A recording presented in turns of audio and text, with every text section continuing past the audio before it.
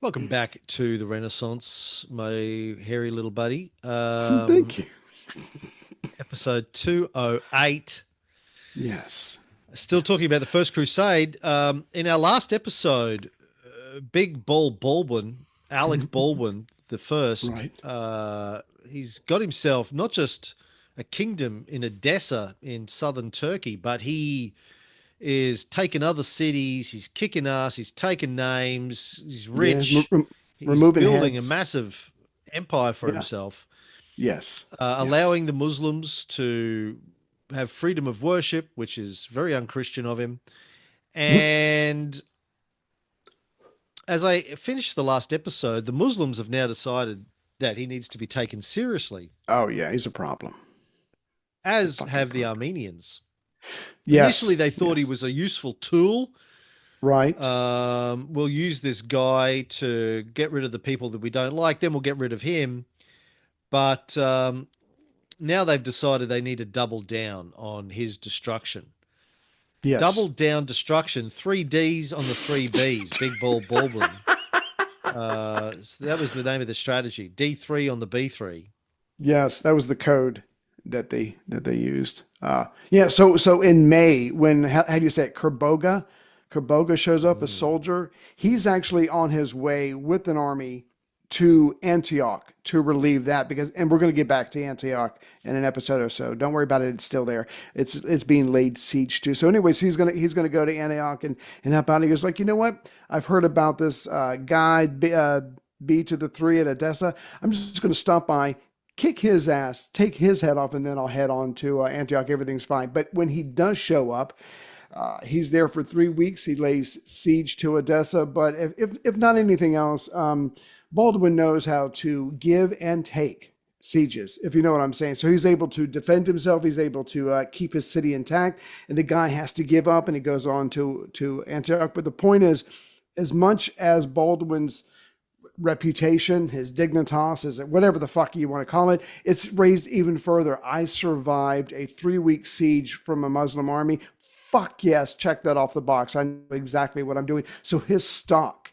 is only going up. I mean, it's everything's coming up roses for this guy. And as I think we talked about Kerbogha a couple of episodes ago, he's not Mm-hmm. just a very feared general, he's the governor of Mosul in Iraq. Now, I Mm, don't know how many of you have walked from the middle of Iraq into Turkey, but it's no it's fucking been a while. joke. Like, this is a long, long, long way to go through very nasty territory. Mm-hmm. We're talking deserts, we're talking mountains, we're talking just a, Yeah. not a fun hike, but he's taken a Hot. massive army.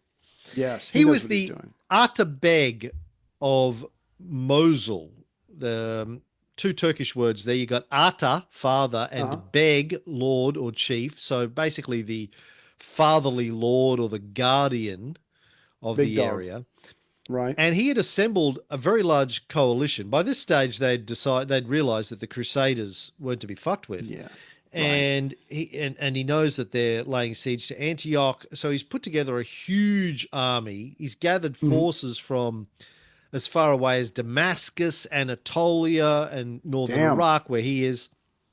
And then as he's Right. marching, he's collecting more and more allies for his cause, sort of doing the same thing the Crusaders did. He's just building this massive rolling army. Now, as we pointed out before, but we should refresh people's memories, Mm-hmm. one of the reasons the Crusaders had a chance to take the Holy Land in the first place was the Muslims had fragmented, like the Yes. massive united power that they had a few hundred years earlier when they moved into the Middle East had fragmented. They had, they'd factionalized. You not only had the Sunni versus Shia Right. factions, you had factions within the Sunni, brothers fighting cousins, fighting uncles, fighting, you had these different divisions, and Yeah. they therefore were weak. What Kerbogha is doing is uniting them all again, now, at least the Sunni factions, and saying, Mm-hmm. we need to put our differences aside and stop these Europeans, or they're going to take everything and we're going to be fucked. And so Right. he's picking up all of these allies from cities that were hostile, not just to the Westerners and the Armenians, but also Mhm. to the Fatimids of Egypt and also the Ridwan of Aleppo in Syria. Now, the Mhm. Fatimids, just to remind people, aren't just another dynasty. They were the Shia powerhouse in Egypt, Right.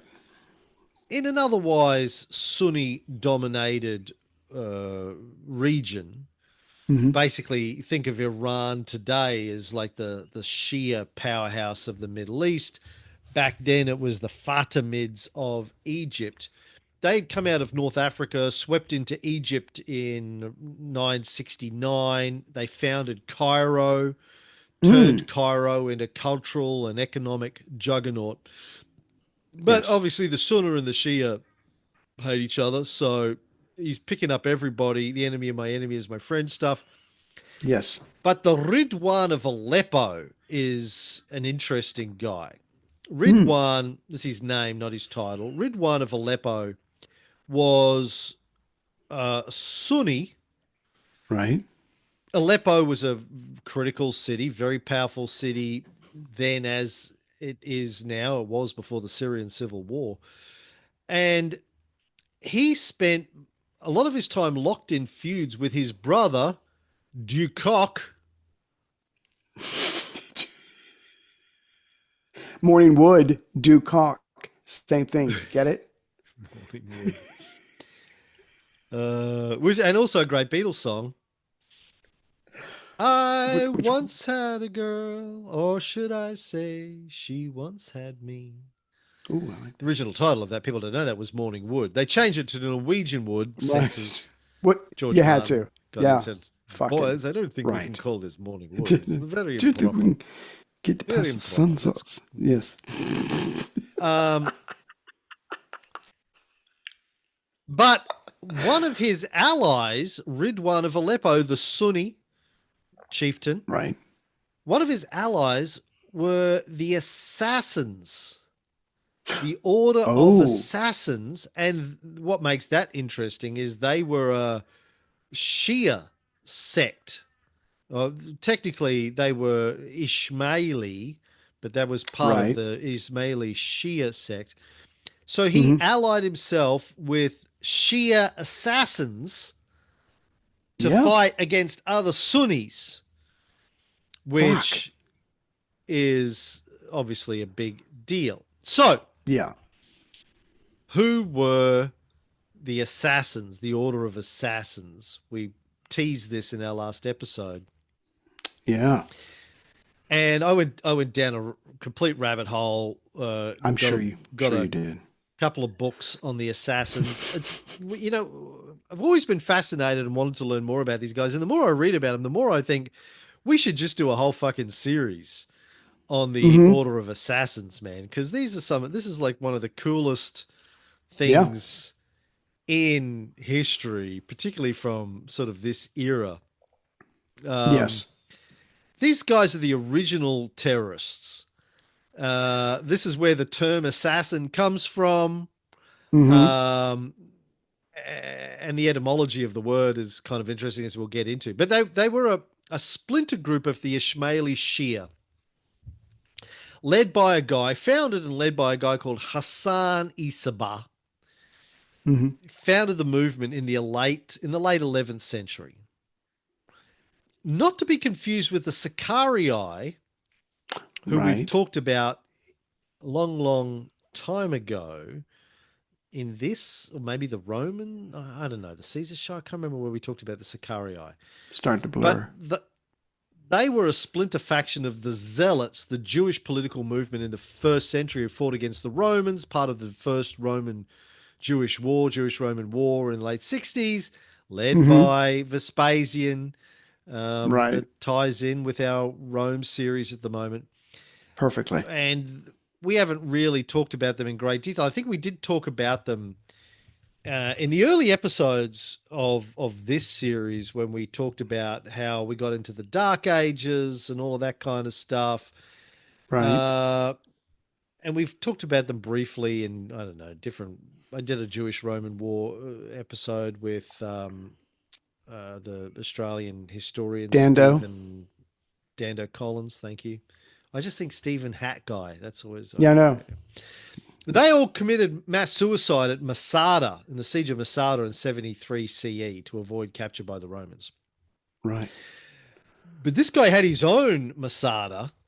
He had a mountain stronghold called Alamut in Persia Hmm. that he took, which I'll talk about in a second. And they held out there for hundreds of years. Oh, yes.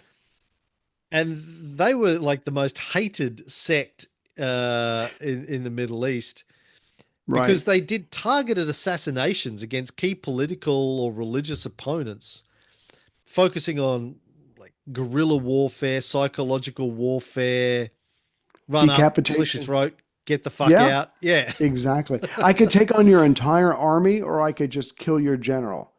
I choose to do that because, and we're going to get into this, but one, I was reading this one historian Watterson, and he was saying their type of religion was pretty conservative, and it wasn't for everybody. And it's not like they were going to go out and mass, convert a whole bunch of people. So it was it was more quality than quantity. And what it is he's like, okay, we'll never be able to field a massive army, so we need to think of some other option. Hence the assassins. It's going to be, I'll send one guy to kill the leader of this army, and then suddenly they'll lose morale. And like you were hinting at, they did this for at least 200 years. They killed hundreds of people, and you use the word hated, which is true. But the other side of that coin is they were feared. I mean, people were like, do not fuck with these people. And if they do, you better triple your security because all of the army is fine. It's the leader who is going to get stabbed by the washerwoman, but it's really an assassin dressed as a washerwoman. These people were intense. And I'm sure you're going to go into this, but their leader, Hassan, he wasn't just some guy. Smart as a fucking whip. I don't know if he was a polymath, but this man seemed to be very knowledgeable, a lot of it self-taught, about a lot of different subjects. He was just a brainy cove. And I think he came up with the idea of assassination versus fighting because I think he knew they would never have the numbers. So he came up with an alternative form of winning. Yeah. These guys were the original ninjas, uh, There you go. There you go. running around, hiding in the dark, killing people. Yeah. And, Yeah. as I said, Ridwan of Aleppo provided them with a refuge in Aleppo. So this Right. made that city sort of a key base for their operations in Syria. Mm. And he provided them with, like a second power. Their mountain stronghold was deliberately in the middle of fucking nowhere and Right. untakeable, which is why he Yes. had it. I'll get Mm-hmm. into that a little bit later on. But this founder guy, Hassan-i Sabbah, was born around 1050 CE in what is now Iran, possibly in either Qom or Ray. Mm-hmm. They were centers then, as now, of Shia Islam, Right. and a lot of theological debate and political intrigue going on. He grew up immersed in all of that. He was initially part of the 12 Shia Islam sect, the mainstream branch of Shia Islam. We've talked about Mm-hmm. them in past episodes. Actually, I think when we did the Syrian Civil War series, we started with the death of Muhammad. We There you talked go. about the There it is. splintering and all of that kind of stuff. Yeah. Mm-hmm. Um, Sabah, fairly early on, he converts to the Ismaili sect. I think when he was about 17.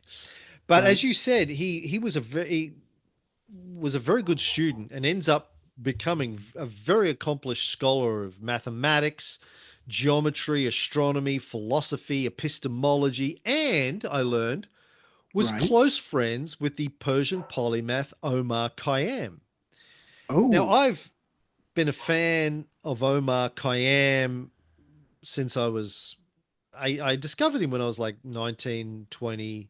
My guru, I think, Sailor Bob, Right. Put me onto his poetry early on, and I read the Rubaiyat of Omar Khayyam when I was a very young guy and loved it, and have loved it ever since. Mm-hmm. It's one of the things that I pull out for all of my women, girlfriends slash wives.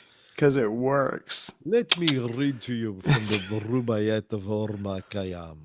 While you disrobe. Uh, Sorry, no, no. yeah. Go. Um, and speaking of Omar Khayyam, whenever he came to town, people would Mm, say, ah, where's my fucking, no, really? Okay. Whenever he came to town, people would say, Omar, yeah. Omar coming, yo. Omar coming, yo. Did you get it? Omar coming. Come on, get out of here. Omar coming. Let's sit down. Let Omar come too. Somebody is coming down. Come on, let's go. ew, ew. People loved it when he was coming into town. Right, got all Omar excited. coming. Omar coming. Yes. Now, I Yeah. think of Omar Khayyam as this great poet, Persian Mhm. poet, but Right. as it turns out, in preparing for this episode and reading up on him, probably didn't write any of the poetry. Aw. All of it could be pseudepigraphical. Right. Other people wrote it.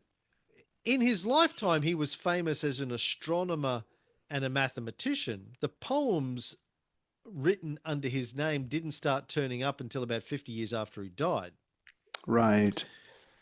He may have written some poems. I mean, it wouldn't have been unusual, I think, for a great scholar of the Yeah. era to write poetry, but An how intellect. much of the Rubaiyat he actually wrote, because there are like hundreds and hundreds of verses that are attributed to him, and different volumes have more. It's a bit like the 1001 Nights.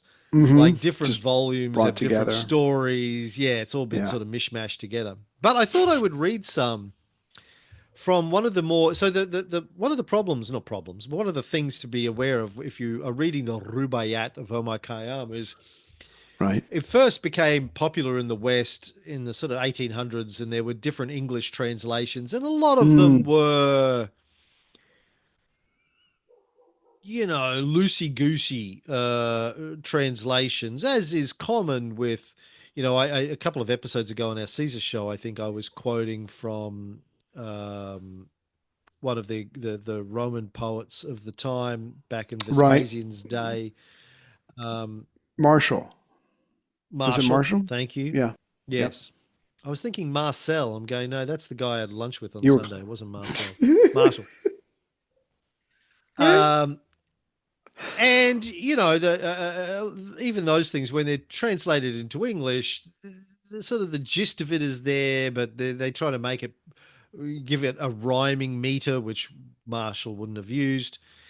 Fuck that. So a lot of the English translations of Omar Khayyam were done in a similar way, but today we actually have translations done by Persians that have Right. tried to keep it as close as possible to the original language, and you have bilingual Mm-hmm. publications of it now. You have the original Persian on one side and the English on the other side. Anyway, I'm going to Cool. read some. For Right. people who aren't familiar with the Rubaiyat of Omar Khayyam, I'll give you a sense of some of the verses that I particularly like. Okay. And put my my poetry Uncle And I'll Kim's put my corner voice on. poetry ears on. Go ahead. Hello, boys and girls. Hello, ladies. Are you ready? Are you prepared? I am. Glass of wine, Bubble bath. loose I don't know. clothing. Oh, bubble bath. Yes. Ah, would that there were a loaf of bread as fair, a joint of lamb, a jug of vintage rare, and you and I in wilderness encamped, no sultan's pleasure could with ours compare. Wow. Since we can't trust tomorrow, Find a way to fill this love-lorn heart with joy. Drink up in the light of the moon, a moon that someday will look for us and not find us. Aw. Sorry. They call the scriptures the exalted word, but they recite them once in a long while. The label on a vessel of red wine, now that they're always reading out aloud. If an earthly angel offered me a cup of wine as we two sat along the river bank in spring, I'd be worse than any dog, pardon my language, if I ever thought again about the paradise above. Ooh. Live now. Live in the moment. I like that. And my favorite, if you want to join the people of perception, you must move from speech to state. You will not be a Unitarian by repeating the word unity. The word sugar will not make your mouth sweet. Okay, I like that. Yeah. I think that's one of the reasons Sailor Bob gave it to me, because he was, well, whoever wrote these. I mean, a lot of the poems are about love and enjoying the moment. Loaf of Appreciation. bread, Exactly. glass of wine, a lover beside you. But there's also a lot of non-dualistic philosophy in there as well. You know, talking about something isn't being the thing. You know, the word sugar will not make your mouth sweet. Sailor Bob Right. has said, in the fucking 30 odd years that I've been with him, Mm-hmm. saying water will not quench your thirst. You know, Oh, I it's like just a that. Yeah. word. The words are not reality, is his Actions. message there. Cool. Um, well, yeah, it's really about how words are just concepts, and we get caught up in concepts. We think the concept is the reality, but the concept isn't the reality. The concept is just a way of trying to describe reality. It's not reality itself. The Right. reality of the experience is living in the moment. It's not the words or the concepts that you construct after the fact to describe the experience of life. Mm-hmm. If I Oh, I say like that. my name is Cameron and I'm a man and I'm 54 and I'm Anglo and I'm a podcaster, these are all just descriptions of Right. something that has happened in the past. They're not the reality of the moment. As soon Mm-hmm. as you describe something, you're in the past. You're talking about something that has already moved on. People get caught up in the narrative. And as I always say, your narrative determines your reality. So the words that you use determine what you think is real, but that's not the reality. The reality is So just much being in more. the present moment, just Yeah. experiencing the present moment, not naming it, not judging it, not Because that limits it. If you put a yes. label on it, it limits it. And And it's dead. Like another oh, I like that. analogy that you That's get good. in a lot of Zen literature is as soon as you scoop up water from a stream into a cup or a bowl, it's stopped moving. You've removed it from the stream as soon as you Right. um, take it out of the moment. You know. Oh, I like that. Anyway, back to Hassan. So during his Please. studies, as I said, he Yeah. encountered a missionary from the Ismaili sect. That changed the course of his life. The Ismaili theology was different from the Twelver beliefs in pretty significant ways. Both groups recognized Ali, the cousin and son-in-law of the Prophet Muhammad, as the first legitimate caliph and imam. But Mm-hmm. the Ismailis followed a separate line of imams. They kind of broke off after the death of the sixth imam, Jafar al-Sadiq. Right. The Twelvers followed a line that continued through Jafar's younger son, Musa. The Ismailis followed his eldest son, Ishmael, which is why they're the Ismailis. Mm-hmm. And they had more importantly, they had sort of an esoteric interpretation of the Quran. They believed that there were hidden mystical meanings that the Imam could unlock. They saw him as a divinely guided leader. They focused on hidden knowledge in the Right. text rather than just a strict interpretation of the rules of how to live. Ah, Um, something deeper. anyway, Right. They go Yeah. deeper in there, and they were very much about deep and hidden knowledge and understanding. This is why he's big into mathematics and astronomy, and he's studying all of this stuff. So he converts, and he decides that he's going to build them into a political force. Mm-hmm. Doesn't quite know how to do that, and then in 1076, as I said, he was born about 1050. So when he's about 26, he Right. arrives at Alamut, this fortress that had been Mm-hmm. around for hundreds of years, nestled in the Elburz mountains of Persia. Alamut translates as Eagle's Nest. Right. Who else Like had a Hitler's. fortress called Eagle's Nest? There you go. Hitler's. Yeah, yeah.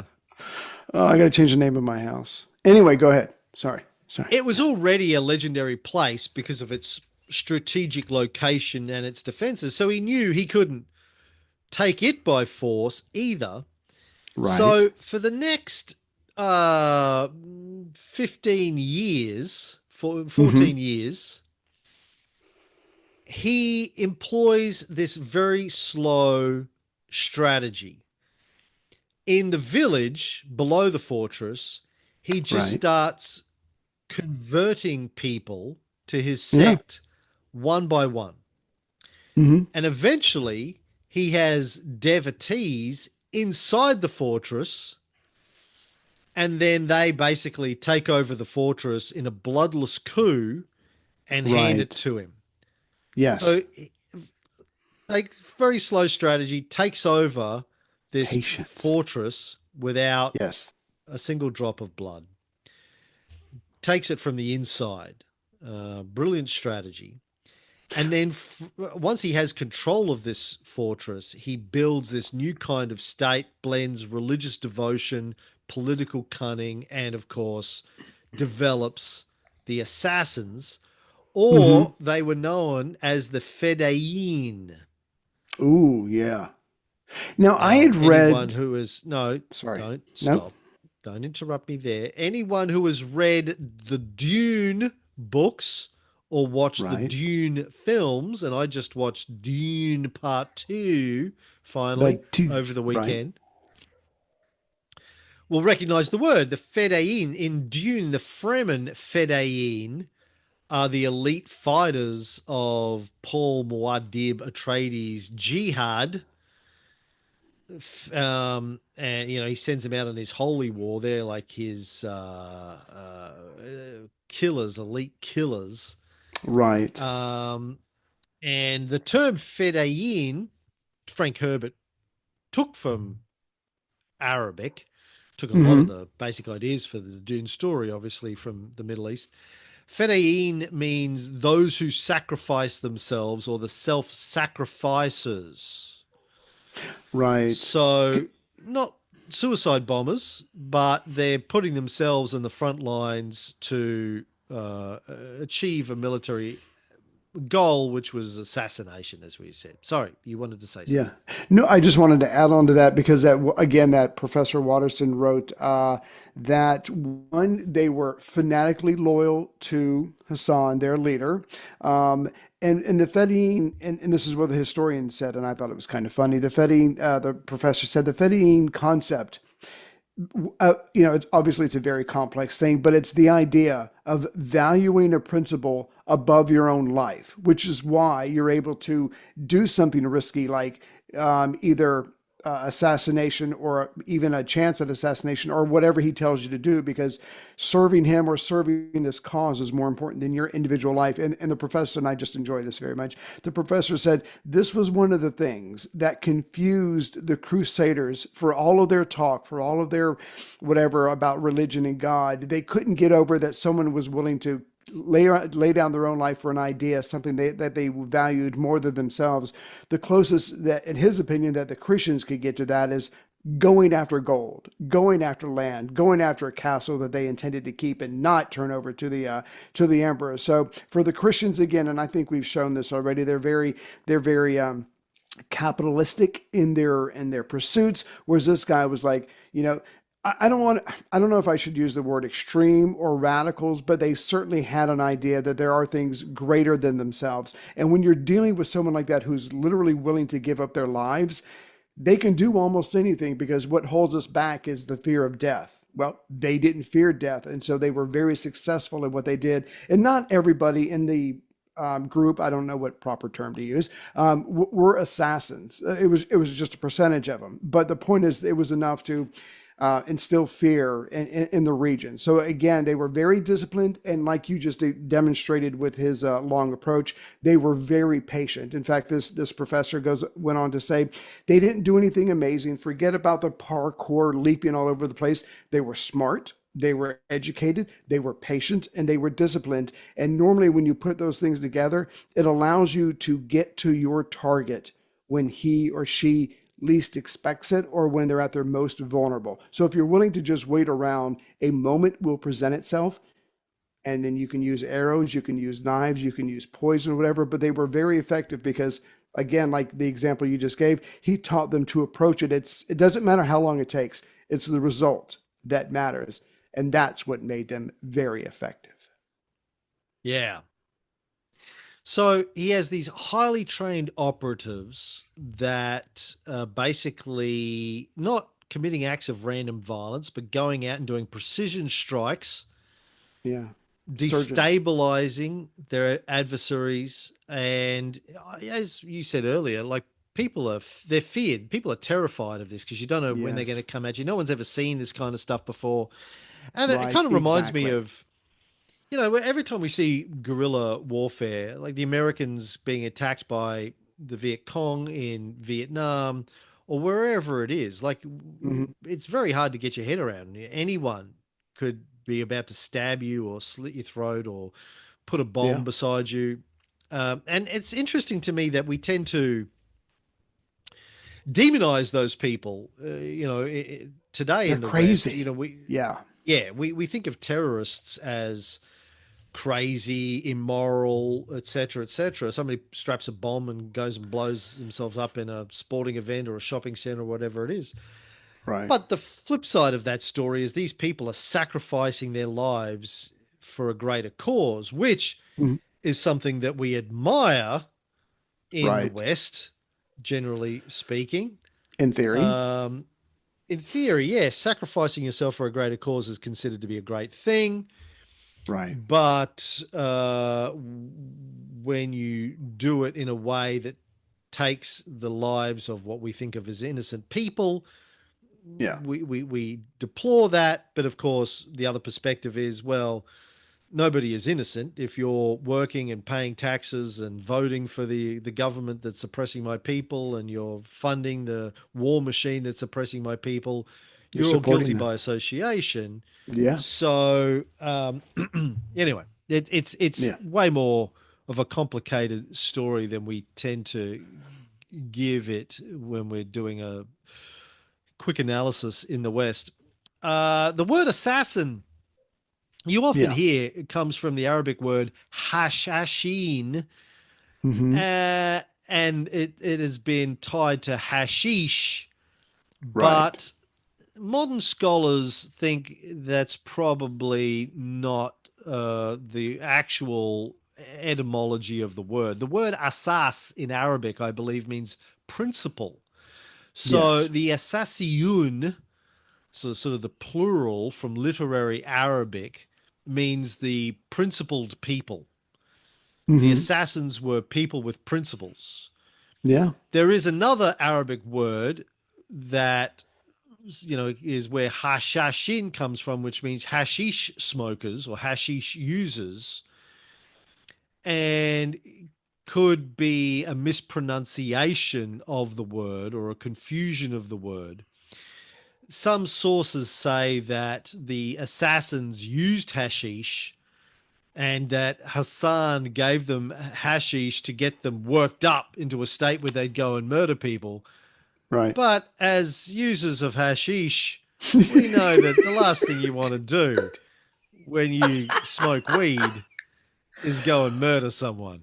Well, they actually do want to kill a bag of chips, but that's pretty much Yeah, as far as it goes. yeah, some cookies. Uh, so the association of assassins with hashish is probably bullshit. I Uh, Can I just add to that real quick? One of the guys who criticized them in Syria, who was eventually killed by them, he was like a prince or a king or whatever, and he started that rumor, kind of like the British started the rumor that Napoleon was short. He didn't like them, so it was just a derogatory thing. And just one other thing before I go, they're not killing people just because it's fun. They have a lot of enemies. They were a smaller religious group. They were constantly being harassed. People were constantly trying to take over. They couldn't take the fort, but they would try to harass this sect any way they could. So they were literally killing in order to defend themselves, to keep people away, to generate fear. They weren't just being jerks. Like you said earlier, there was a lot of inner fighting for religious, political, military, and financial reasons. And this was just his way of trying to keep his sect safe. the reputation of them sort of as being whatever it was, hashish smokers or whatever, it just came to stick. And the term assassin Yes. came to stick as well. And obviously Yeah. we have it to this very day. Hassan himself lived a very ascetic life. Like, allegedly, he never left Alamut for the next 45 years. He probably did because there was a lot of recruitment going on. Somebody was out there recruiting people. But Somebody. Yeah. according to his reputation, he never left. He just stayed there, avoided Study. luxury or indulgence, and just devoted himself to study, theology, and the administration of his state. He was basically like a warrior monk. And, he enforced a monastic discipline both on himself and on the way he governed his movement. They were hardcore religious, monastic, cleric assassins. Oh, yeah. They're basically the Jedi Yes. slash ninjas slash Paul Muad'Dib's Fedayeen. I mean, it's really Yeah. like a fascinating, It is. fascinating group of people. And he was obviously brilliant, not just as a religious leader, but as a strategist. And he primarily targeted the Sunni Seljuk Empire, the dominant power in the region. The Seljuks viewed the Nizaris as heretics and waged relentless campaigns against them, Mm-hmm. but he was able to survive. Small fortress, they were able to target key figures with surgical precision Yes. and had everyone else terrified of them. And they couldn't take the fortress. They tried many, many times. But they also turned their attention to the Crusaders. It wasn't just against Muslim rivals. And over 200 years, as you said earlier, they killed hundreds of key figures, Oh, including yeah. 3 caliphs, a ruler of Jerusalem, several Muslim and Christian leaders. Marco Polo wrote about them when he traveled through Persia. Yeah. So they sort of became even more famous in European world as a result of Marco Polo's writing about them. He called Hassan the old man in the mountain, which was Yeah. sort of, old man was I believe, honorific term that leaders would get anyway. So Mm-hmm. he wasn't the only old man, but that's what the leader of the assassins was known as in Marco Polo's writings. Yeah. Hassan died in 1124, but people took on the role and they expanded their influence across the Middle East, even into Europe. Wow. Stories about Hassan became the stuff of legend. And Alamut took on sort of this legendary tale as well. It was supposedly like this Garden of Eden like estate with streams and fruit trees, almost like the Hanging Gardens of Babylon, at the top of Right. a mountain that no one could see or get to. Ooh. And yeah, probably exaggerated, but they underscore how his life and work captured the imagination of both his followers and his enemies. He was this visionary revolutionary who turned faith into a weapon and Right. fear into a tool of statecraft from his mountain fortress, challenged empires, terrified leaders from Europe and the Middle East, and created, the idea of the assassin, which has lasted and gone on to, sort of be part of Hollywood for thousands, for 1,000 years. Absolutely fascinating character.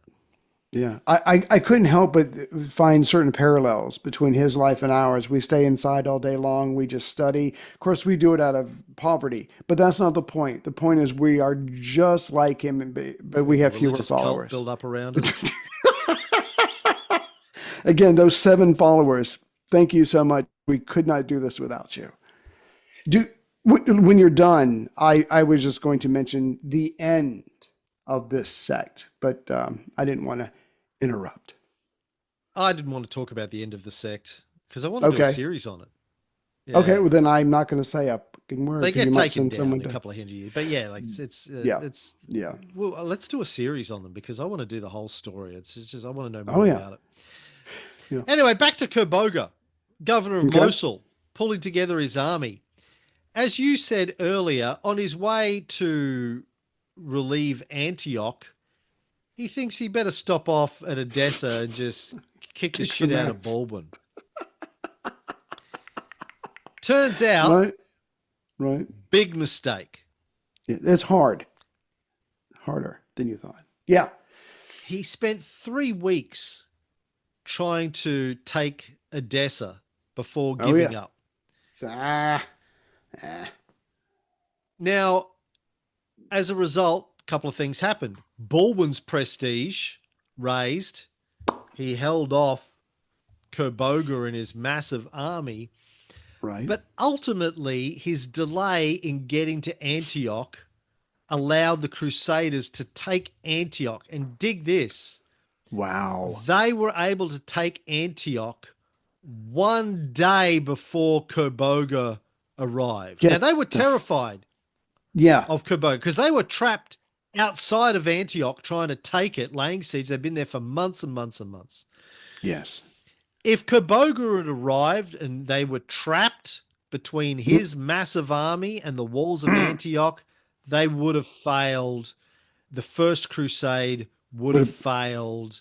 Exactly. He would have crushed them, and then he could have turned and focused his energies on Baldwin and, done a longer siege on Edessa, which probably went. But he failed, and that reminds me that it's a game of inches. Exactly. You find out life's this game of inches. So is football. Because in either game, life or football, the margin for error is so small.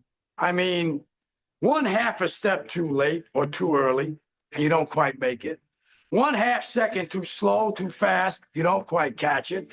The inches we need are everywhere around us. Hell yeah. They're in every break of the game, every minute, every second.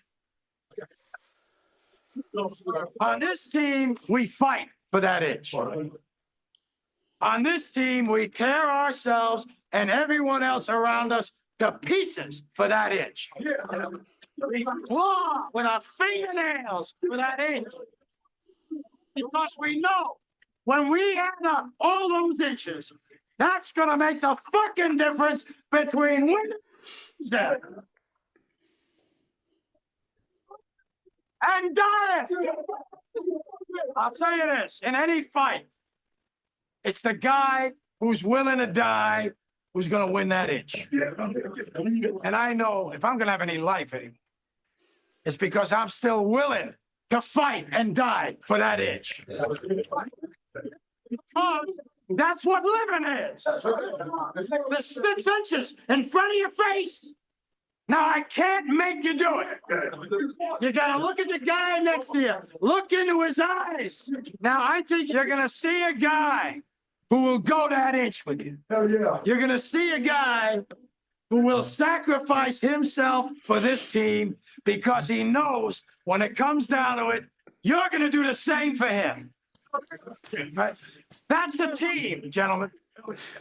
And either we heal now as a team, or we will die as individuals. That's football, guys. That's all it is.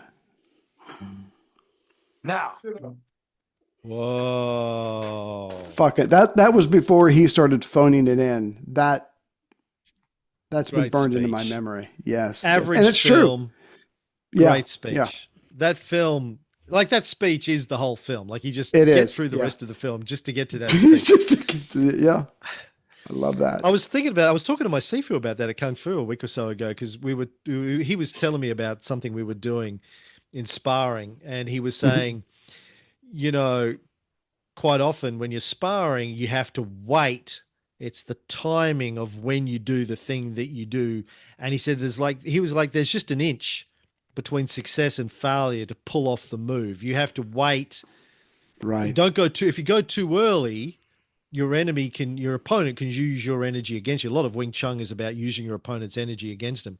So you have to wait until they commit, and it's the timing. Just as when they commit their energy in a certain direction, then is the time when you take their energy and move them. And I'm trying to learn how to just wait and get the timing. And I was telling him, I was like, you ever seen this film? Bad film, but great fucking speech about it. And it's so true. Yes. That's life. That's a great metaphor for life.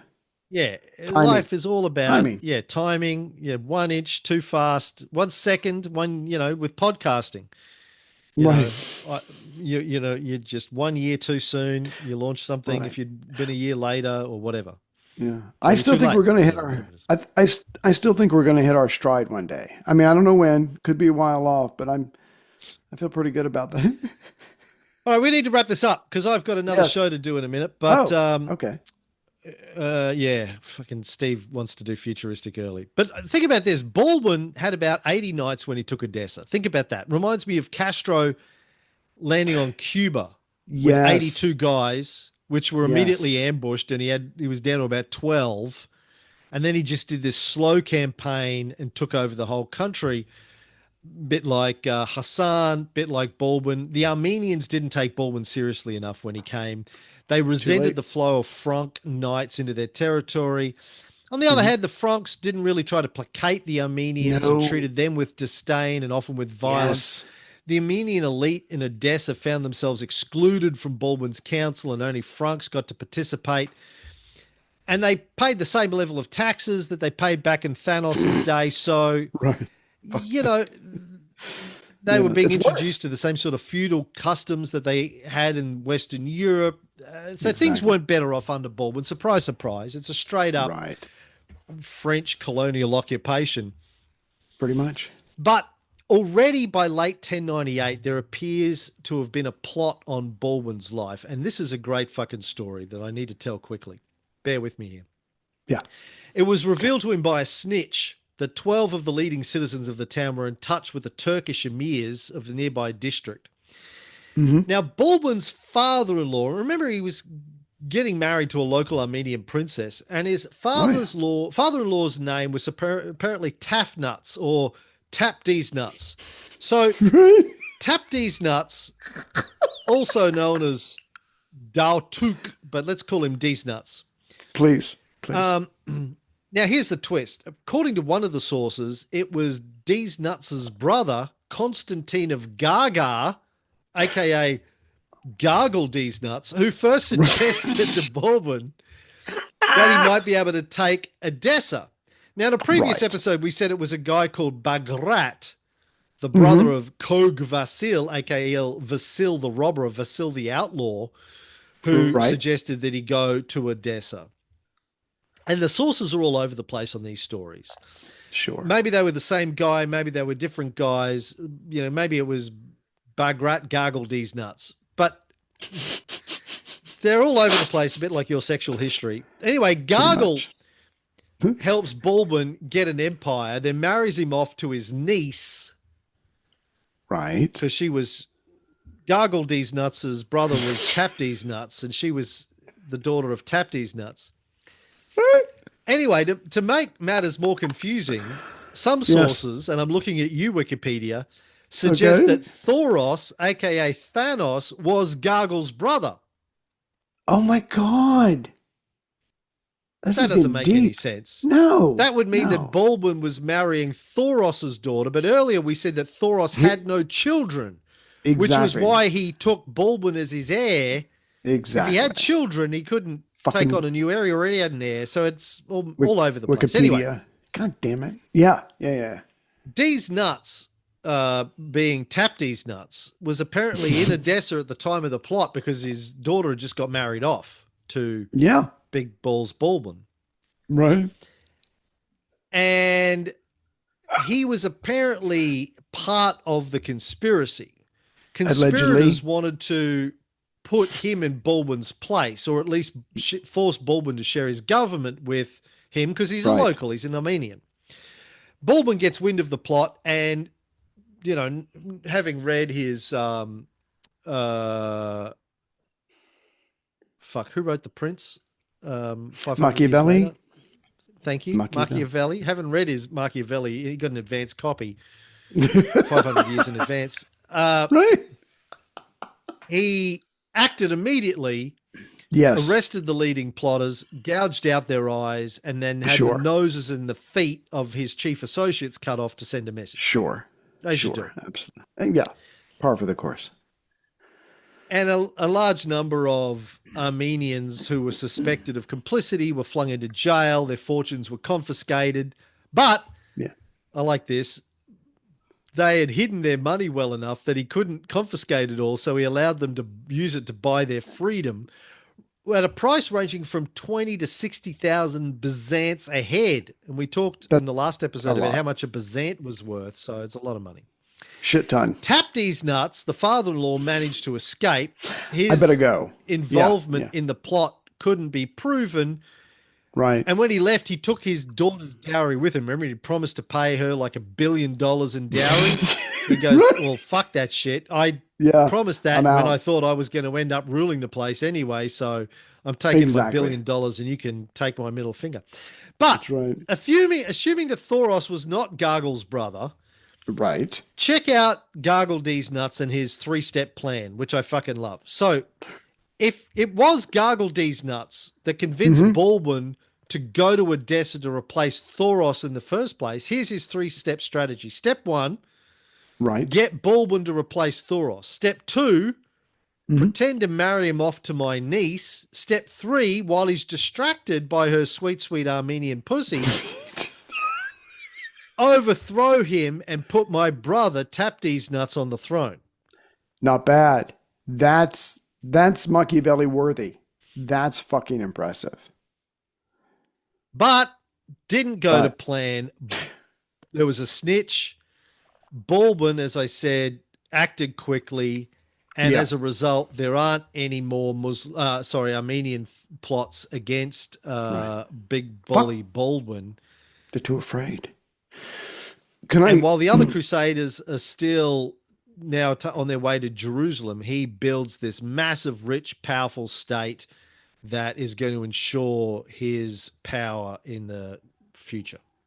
Right. And just the final bookend, as the Christians are gouging out the eyes and cutting off the nose and cutting off the feet, God's looking down and he goes, Jesus fucking Christ. Yes, Father, no, not. Anyway, he goes, and he turns to an angel and he goes, did I really promise never to flood the world again? Because I feel like this would be a good move right now. Is that binding? Did I sign? No, I'm God. Okay, fuck it. But there was a moment where God is like, I'm going to get the fucking rain clouds and we're going to do this again because God damn, these people are monsters. And they're my people. Anyways, money and violence. That's all you need to know. So to wrap this episode up, Big Bully Baldwin, just to remind people, he starts off the crusade as a younger son, with no inheritance, penniless, dependent on the charity of his brothers. He's overshadowed by like some of the great nobles on the campaign, Raymond of Toulouse, Hugh of Vermandois, or experienced adventurers like Bohemond. Good point. But now they haven't even got to Jerusalem, Look at And my he kingdom, is bitch. far richer and more powerful than any of them. Yeah. He took 80 odd guys and managed to build a fucking empire within a year. He's got his fuck Yeah. me.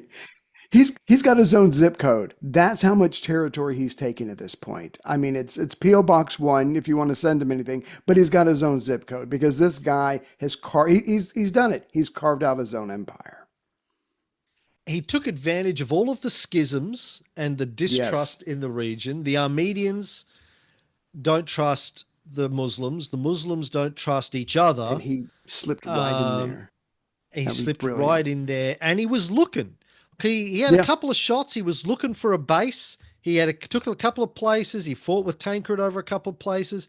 Then he gets the place. He knows what he's looking for. He's looking for a place with a fortress, with a region, with a weak ruler, with some money that he can make his own. He got it. He did it. He pulled it off. And now he is the big dog in the territory. Divide and conquer. The Muslims finally united under Kerbogha, but it was too late. Yeah. They have lost stage 1, phase 1. We will get on and tell the story of the taking of Antioch because that's a whole other fucking epic story as it is. Right. But for right now, Big Bull Baldwin is the big dog in the region, and the fucking assassins. What a great story that is. Yeah. I need to go and talk about AI for an hour or two now, so I have to run. I have to jump tracks. Thank you, Ray. Yeah. Have a good week. That is great. Everyone. Assalamu alaikum. There we go.